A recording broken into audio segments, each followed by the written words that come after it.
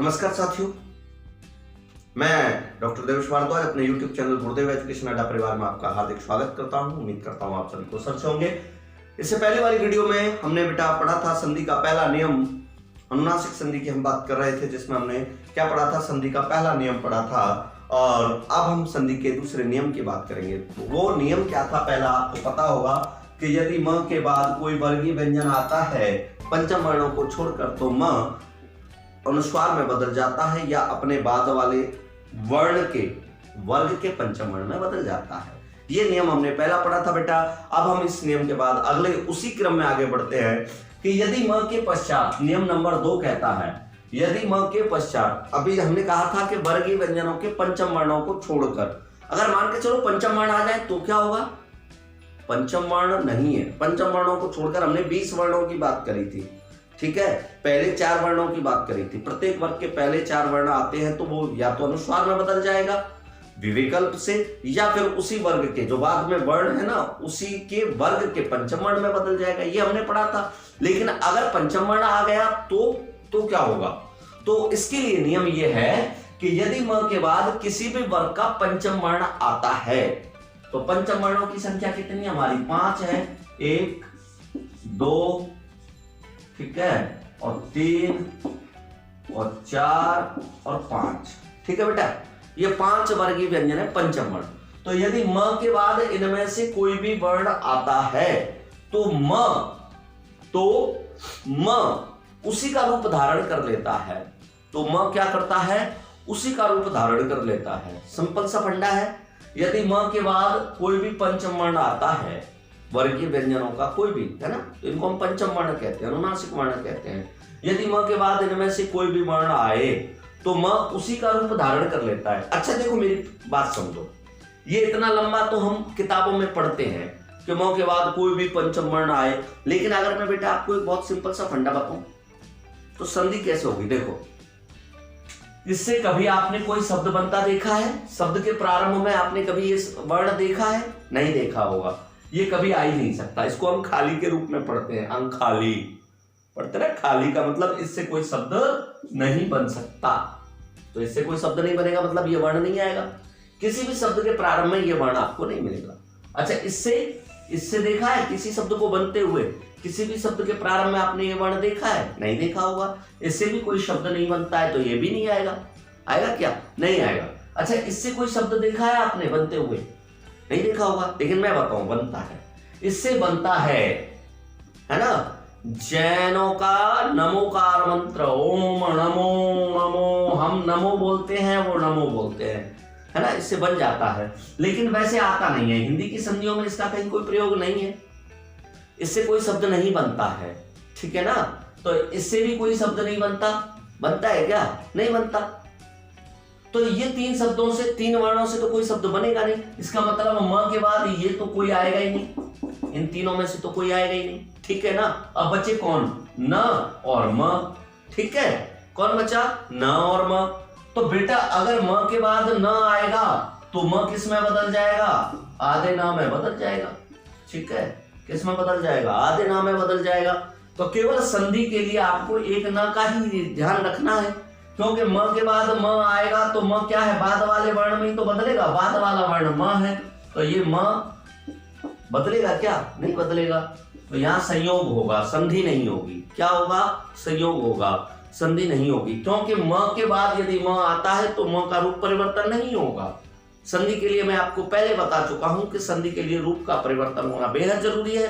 तो इसलिए हम इसको शॉर्ट रूप में भी पढ़ सकते हैं, और शॉर्ट रूप में हम पढ़ सकते हैं कि यदि म के बाद न आए, म के बाद न आए तो म न में बदल जाता है। बस सिंपल सा फंडा है। इसको ऐसे पढ़ सकते हैं आप, यदि म के बाद न आए तो म न में बदल जाता है। बस, बाकी ऐसा कुछ नहीं है। अब देख लो, बाकी में म में नहीं बदलेगा। क्यों? उदाहरण के लिए देखिए, जैसे मैंने लिखा सम प्लस निहित। क्या लिखा? सम प्लस निहित। अब देखिए म के बाद क्या आ गया है? न आया है, तो म किस में बदलेगा? बाद वाले वर्ण में, न में। पंचम वर्ण का ही रूप धारण कर लेगा। जो पंचम वर्ण आया है उसी का रूप धारण कर लेगा। तो म किस में बदल जाएगा? न में। बाद में न आ रहा है ना, तो म न में बदल जाएगा, तो ये हो जाएगा सन्निहित। ठीक है, क्या हो जाएगा? सन्निहित। अगर हमने लिखा सम प्लस निकट, तो क्या हो जाएगा? म किस में बदल जाएगा? ना में बदल जाएगा। तो सन और फिर निकट को लिख दो आप, तो क्या हो जाएगा? सन्निकट। ठीक है, अगर हमने यहां लिख दिया सम प्लस न्यास, ठीक है, तो ये किस में? म किस में बदलेगा? ना में, और फिर ना, और फिर या। तो बेटा शब्द शुद्धि में इस चीज का ध्यान रखना, संन्यास शब्द यही शुद्ध माना जाएगा, संन्यास, क्योंकि इसमें डबल आदाना है। क्यों है? अगर आप संन्यास शब्द को ऐसे लिखोगे तो ये शुद्ध नहीं माना जाएगा, ये अशुद्ध है बेटा, ये ध्यान रखना।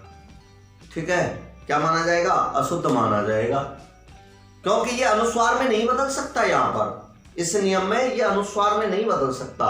अगर म के बाद कोई भी पंचम वर्ण आ रहा है तो म केवल और केवल उस पंचम वर्ण का रूप धारण करेगा, अनुस्वार में कदापि नहीं बदलेगा।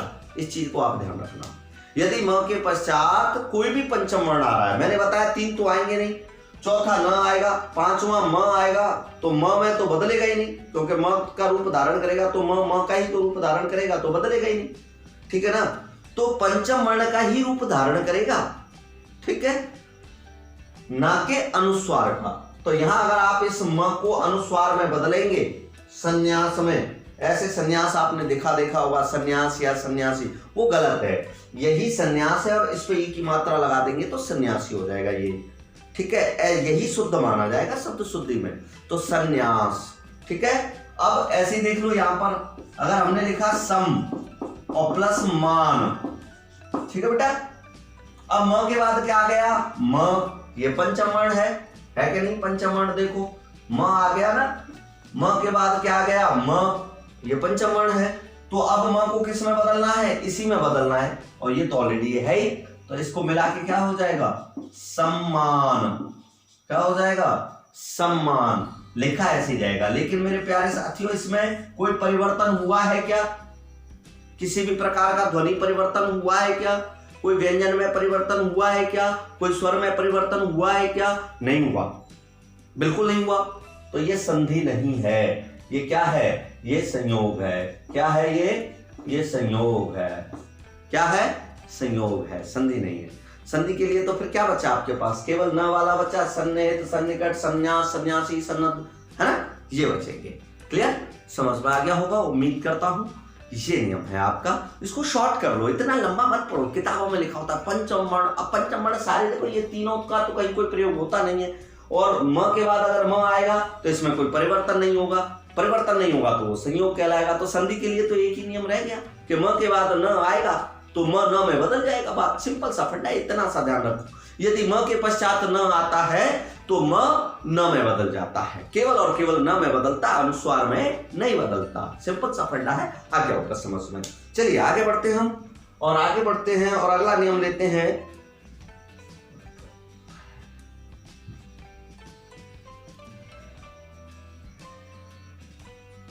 भाई वो कहां है?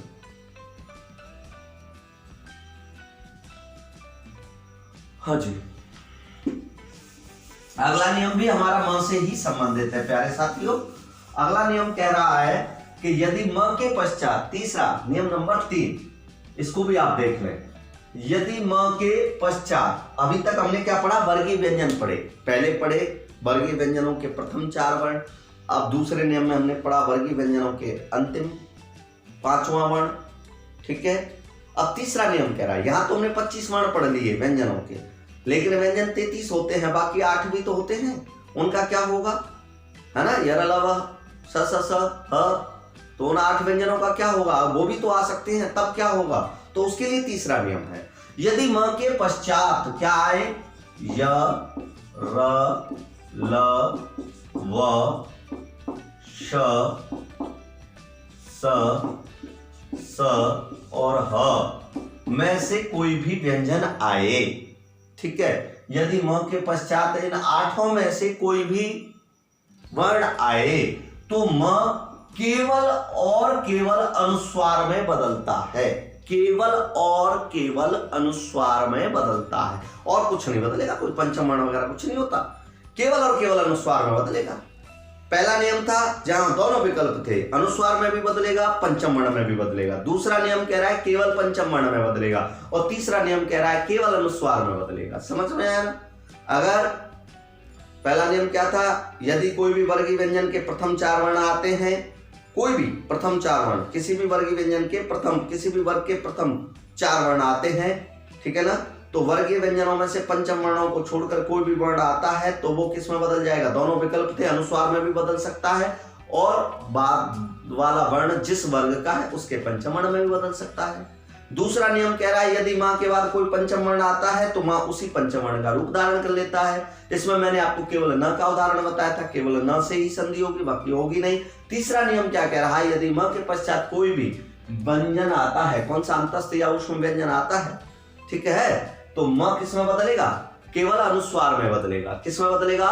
केवल और केवल अनुस्वार में बदलेगा। जैसे देखिए उदाहरण के तौर पे अगर हमने लिखा सम प्लस यम, क्या लिखा? सम प्लस यम, तो क्या हो जाएगा? म अनुस्वार में बदल जाएगा और यम को ज्यों का त्यों लिख दो तो क्या हो जाएगा? ये संयम। ऐसे ही सम प्लस योग कर दो तो संयोग हो जाएगा, ठीक है। रा को लीजिए, ये कह रहा है सम प्लस रक्षा, तो क्या हो जाएगा? म अनुस्वार में बदल जाएगा, बाद में र आया है तो म अनुस्वार में ही बदलेगा, दूसरा कोई विकल्प नहीं है, तो क्या हो जाएगा? संरक्षा। अगर यहां रक्षण कर देंगे तो संरक्षण हो जाएगा, ठीक है। अब ला को लीजिए, ये कह रहा है सम प्लस लग्न, क्या कह रहा है? सम प्लस लग्न। म के बाद क्या आ रहा है? ल आ रहा है, तो म किस में बदल जाएगा?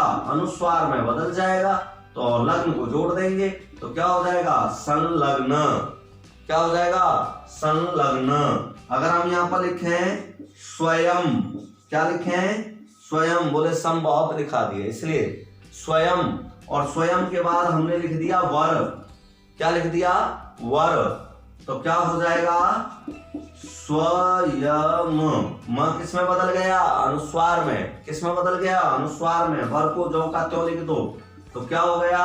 स्वयंवर। ऐसे ही यहां लिखिए, ये कह रहा है सम प्लस शय, क्या हो जाएगा? स आया है म के बाद श, तो म किस में बदल जाएगा? अनुस्वार में, और शय को ऐसे लिख दीजिए, क्या हो जाएगा? संशय, ठीक है। ऐसे ही अगर यहां लिखेंगे सम प्लस सार, तो क्या हो जाएगा प्यारे साथियों? सन, म के बाद सा आया है, स आया है तो म अनुस्वार में बदल जाएगा, तो अनुस्वार में बदल दिया और सार को जोड़ दो तो क्या हो जाएगा? संसार। क्या हो जाएगा? संसार। और आप इसको देख लीजिए, हार को, है ना, हार को यहां पे लिख देता हूं मैं, सम प्लस हार। ह को देख लो, ह का वर्ण है, म के बाद क्या आ रहा है? ह आ रहा है, तो म किस में बदल जाएगा? अनुस्वार में बदल जाएगा, लो बदल गया, और हार को ज्यों का त्यों लिख दो तो क्या हो जाएगा प्यारे साथियों? संहार। क्या हो जाएगा? संहार। या हिता लिख देंगे तो क्या हो जाएगा? संहिता हो जाएगा। तो इस प्रकार हमारा ये तीसरा नियम भी यहाँ पर कंप्लीट होता है, ठीक है। उम्मीद करता हूं आपको समझ में आ रहा होगा बहुत अच्छे से। और अगला नियम अगर हम बात करें तो अगले नियम की बात करते हैं मेरे प्यारे साथियों। अगले नियम में हम बात करते हैं कि यदि इसको हम क्या कहते हैं? घोष। क्या कहते हैं? घोष संधि कहते हैं। घोष अघोष वर्ण पढ़े हैं आपने? संधि पढ़ने से पहले अगर आपको घोष और अघोष वर्ण नहीं पता तो कैसे काम चलेगा? घोष और अघोष, अल्प प्राण और महाप्राण अगर आपको नहीं पता तो आप कैसे करेंगे? फिर मेरे को वो एक एक चीज समझानी पड़ेगी। अगर आपको ये नहीं पता कि घोष वर्ण किसे कहते हैं और अघोष वर्ण किसे कहते हैं, 12 और अल्प प्राण किसे कहते हैं और महाप्राण किसे कहते हैं, तो बेटा घोष अघोष याद करने के लिए आप याद कर लो। देखो ये है घोष बटे अघोष, घोष बटे अघोष, ठीक है। या आप ऐसे कर लो, अघोष बटे, पहले अघोष आ रहा है, अघोष बटे घोष, ठीक है भैया, ये कर लो, अघोष बटे घोष, ठीक है। अब इसको बराबर, ये फार्मूला है अघोष और घोष वर्ण याद करने का, अघोष वर्ण और घोष वर्ण याद करने का फार्मूला है ये। तो अघोष बटे घोष, वर्ण को तो आप कॉमन रहने दीजिए, तो इसके लिए बराबर फार्मूला लगा दीजिए। क्या लगाएंगे, घोष, अघोष बटे घोष, तो इसके लिए फार्मूला लगा दीजिए 12 बटे 345। क्या लगा दीजिए, 12 बटे 345। अभी मैंने आपको बताया था कि एक वर्ग में कितने व्यंजन होते हैं, बताया था ना मैंने आपको, एक वर्ग में कितने व्यंजन होते हैं, 5।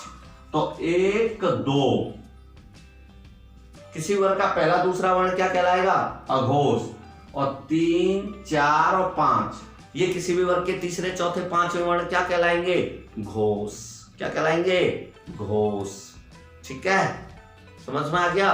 किसी भी वर्ग का पहला वर्ण दूसरा वर्ण अघोष कहलाएगा, और किसी भी वर्ग का तीसरा चौथा पांचवा वर्ण घोष कहलाएगा। अच्छा, ये तो 25 वर्णों की हुई सर, बाकी 8 का क्या होगा, स्वरों का क्या होगा, इसका भी तो आपको पता होना चाहिए। अच्छा, मेरे को एक चीज बताओ, सरकार किसकी बनती है, सरकार किसकी बनती है, कभी भी बताइए। लोकतंत्र में, आप लोकतंत्र में भारत में रह रहे हैं, भारत राष्ट्र जो है ना पूरे विश्व का सबसे बड़ा प्रजातंत्र है, लोकतंत्र राष्ट्र है, तो बताइए लोकतंत्र में सबसे सरकार किसकी बनती है, जिसका बहुमत होता है। अब बहुमत किसका आता है, जिसके साथ हृदय की आवाज जुड़ जाती है।